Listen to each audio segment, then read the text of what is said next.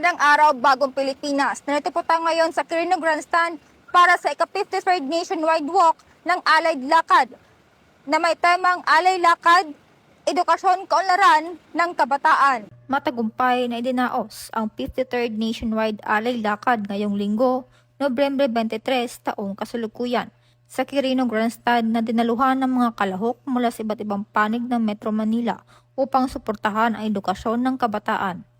Pinasimula ng Kiwanis International Philippines Luzon District sa pangunguna ni Past District Governor Glenda Hofano at Governor Stankis Nilis Pino, katuwang ang Lions and Rotary International. Tampok ang mensahe ng mga alay lakad scholars tungkol sa kanilang pagsisikap at tagumpay. Patunay ang pagtitipon na handang maglakad at kumilos ang sambayanang Pilipino para sa kabataan. Sa Alay Lakad Foundation, maraming salamat po sa patuloy ninyong pagtitiwala sa aming mga kabataan.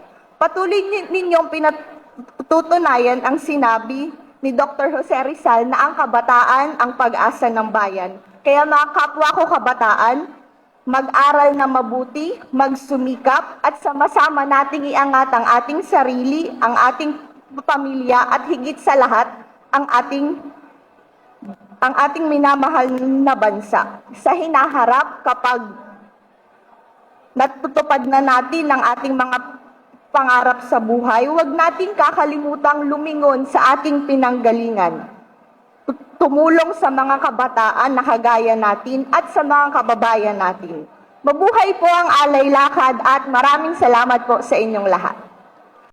Mula rito sa Quirino Grandstand, ako ang iyong PNN correspondent, Patrolwoman Ara Cassandra Concon, nagbabalita mula sa Police News Network para sa bagong PNP, para sa bagong Pilipinas, serbisyong mabilis, tapat at nararamdaman.